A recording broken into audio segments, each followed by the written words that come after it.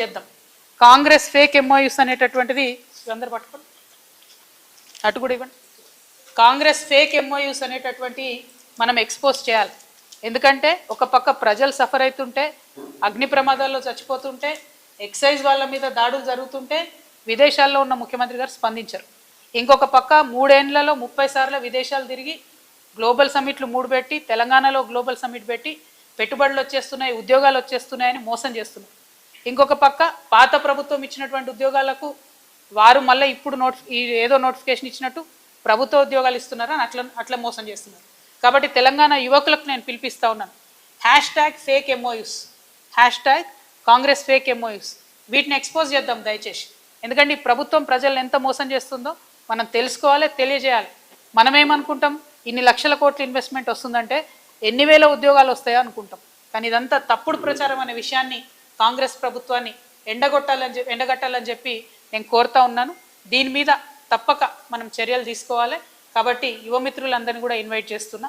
So ఇట్లాంటి అనేక అంశాలు ఒకటి తెలంగాణ జాగృతి రేపటి నుంచి అనేకమైనటువంటి అంశాల మీద కంటిన్యూస్గా పోరాటాన్ని తీసుకోబోతా ఉన్నాం. ఈ ఎన్నికలు అయిపోయిన తర్వాత ఫిబ్రవరి 20 తర్వాత మరి మా జనం బాట ఏదైతే మిగిలిన జిల్లాలు ఉన్నాయో అది కూడా స్టార్ట్ అవుతుంది. దాని తర్వాత ఇంకా పెద్ద ఎత్తున ప్రజలకు వెళ్తామని సందర్భంగా తెలియజేస్తూ, మరొక పక్క బీఆర్ఎస్ పార్టీ రాచరిక పోకడలతోని ఎవరిని పెడితే వాళ్ళకు ఓటేయాలని బెదిరిస్తుంది. ఇంకొక పక్క కాంగ్రెస్ పార్టీ మోసపూరితమైనటువంటి విధానాలతోని తెలంగాణను వంచిస్తుంది. ఇంకొక పక్క బీజేపీ పార్టీ ఇవ్వగలిగే పరిస్థితిలో ఉండి కూడా తెలంగాణ ప్రజలకు ₹1 కూడా ఇవ్వకుండా మనల్ని విస్మరిస్తోంది. కాబట్టి ఈ రాష్ట్రంలో ఖచ్చితంగా పొలిటికల్ సిస్టమ్ని మార్చడానికి యువమిత్రులు ముందుకు కదలాలి, మేధావులు ముందుకు కదలాలి, మహిళలు ముందుకు కదలాలని పిలుపునిస్తూ కాంగ్రెస్ ఫేక్ ఎంఓయూస్ని ఎక్స్పోజ్ చేద్దామని తెలియజేస్తూ సెలవు తీసుకుంటున్నాను. జై తెలంగాణ.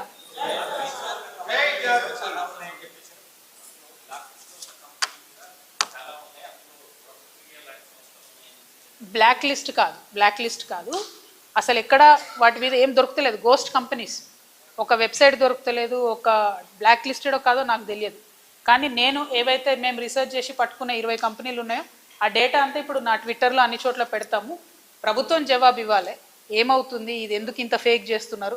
ఒకవేళ ఇన్వెస్ట్మెంట్ వస్తే వచ్చినది ఎక్కడ కంపెనీ ప్రారంభమైంది, ఆ సంస్థ ద్వారా ఎన్ని ఉద్యోగాలు ఇచ్చారు అది కూడా చెప్పండి. ఏదన్నా స్టార్ట్ అయి ఉంటే.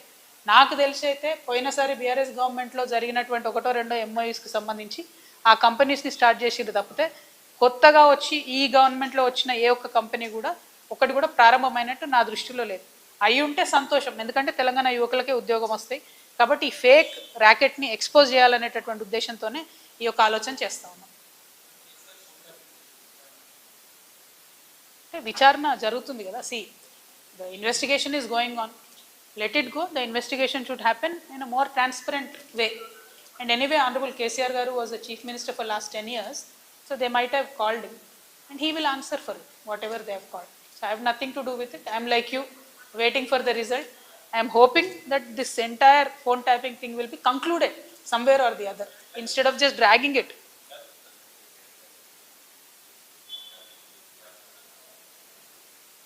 నేనేమంటున్నా బ్రదర్, మన ఏం జరిగిందో నాకు తెలియదు. చట్టానికి ఎవరు కూడా అతీతులు కాదనడానికి మాత్రం మనము ఆలోచన చేసుకోవాలి. సేమ్ థింగ్ నిన్న కేసీఆర్ గారిని ఫోన్ ట్యాపింగ్ పిలిచిన తర్వాత కూడా మళ్ళా వర్కింగ్ ప్రెసిడెంట్ కేటీఆర్ గారు మాట్లాడుతూ అనేకమైన అంశాలు చెప్పారు. విచారణకు పిలవడం నేరము, ఘోరము అన్నట్టుగా మాట్లాడినారు. నేనేమంటున్నా, ప్రజా జీవితంలో ఉన్నప్పుడు అనేకమైన అంశాలు ఉంటే వాటి కాన్సిక్వెన్సెస్ ఫేస్ చేయాల్సి వస్తుంది. సో ట్రాన్స్పరెంట్గా విచారణ కొనసాగడానికి అందరం కూడా సహకరించి ఈ అంశాన్ని ఎంత తొందరగా క్లోజ్ చేస్తే అంత మంచిది. Thank you.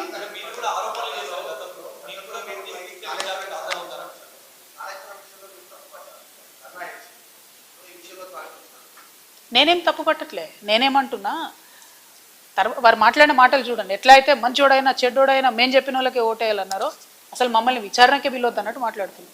అసలు ఆ సిచ్యువేషన్ ఎందుకు వచ్చింది? ఇన్ని రోజులు పిలవలేదు కదా కేసీఆర్ గారిని విచారణకు. ఇప్పుడు ఆ సిచ్యువేషన్ వచ్చింది కదా. ఆ సిచ్యువేషన్ ఎందుకు వచ్చిందో ఇప్పటికన్నా అంతర్గతంగా వాళ్ళు పరిశీలన చేసుకోవాలి. 1, 2, ఒకవేళ పిలిచిండ్రు అనుకోండి విచారణకు, పోక తప్పదు. ఇప్పుడు రేపు నన్ను పిలిచినా పోతా. నన్ను కూడా అప్పుడు ఈడీసీబీఐ పిలిస్తే పోతే కదా. నేను చేసినా నేరం చేయలేదా అనేటటువంటిది నేను చేయలేదని నా మనసుకు తెలుసు, కానీ అది ప్రూవ్ అవ్వాలి కదా. ఇప్పుడు కూడా అదే జరుగుతుంది. సో చట్టానికి అందరం కూడా సహకరించాలి. పిలిచినప్పుడు పోతాం.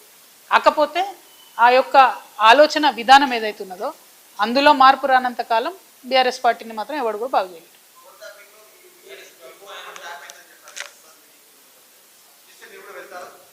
తప్పకుండా చట్టానికి సహకరిస్తాం కదా, చట్టానికి సహకరించకుండా ఎందుకుంటాం, వెళ్తాం.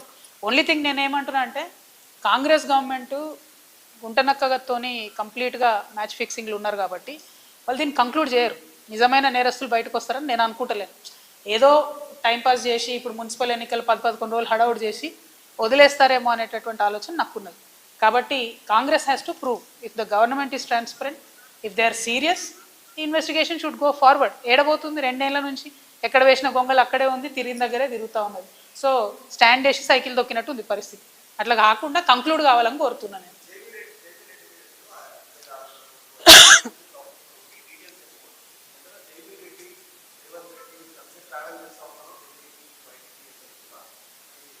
అంటే జైవీర్ రెడ్డి గారు రేవంత్ రెడ్డి గారు ఎంత క్లోజ్ అనేది నాకు తెలియదు, నాకు అనవసరం కూడా.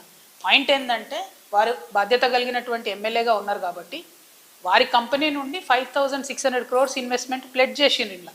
సో వేరే కంపెనీలాగా ఇది కూడా ఉట్టిగా టైంపాస్ ప్లెడ్జా, సీరియస్ ప్లెడ్జా, వారు చెప్పాలి, ప్రభుత్వం చెప్పాలని నేను అడుగుతున్నాను. మిగతా కంపెనీస్ మేము చెప్పినటువంటి ఇప్పుడు చూపించినటువంటి కొన్ని అయితే వెబ్సైట్ లేని కంపెనీలు కూడా 5,000 కోట్లని ప్లెడ్జ్ చేసారు. 10 లక్షలు పేడప్ క్యాపిటల్ ఉన్న వాళ్ళు కూడా 3,000 కోట్లు అని చెప్పి ప్లెడ్జ్ చేయడం జరిగింది. సో నేను అందుకని అంటున్నాను, అంటే చెప్తే మీకు బోర్ కొడతాను, అన్ని పేర్లు చెప్పలే, ట్వీట్ చేస్తావి, మీరు డీటెయిల్స్ చూడొచ్చు. మీరు కూడా ఒక్క నిమిషం గూగుల్లో కొడితే మీకే తెలుస్తుంది ఏంది పరిస్థితి అని. Total fake, total fake. ఏదో 1-2 రియల్ కంపెనీస్ ఉన్నా కూడా అవేంది అని అంటే అక్కడ మార్కెట్కి అసలు వీడికి ఎట్లా వస్తారు, ఆ స్ట్రీమ్లో ఇంతగానం ఎట్లా ఇన్వెస్ట్ చేస్తారంటే సమాధానం లేదు, రోడ్ మ్యాప్ లేదు. సో వీటి మీద స్పష్టత ఇవ్వాల్సిన బాధ్యత ప్రభుత్వానికి ఉన్నది, ప్రశ్నలు అడిగే బాధ్యత ప్రతిపక్షంగా మాకున్నది కాబట్టి మేము అడుగుతాం. Thank you. జై తెలంగాణ.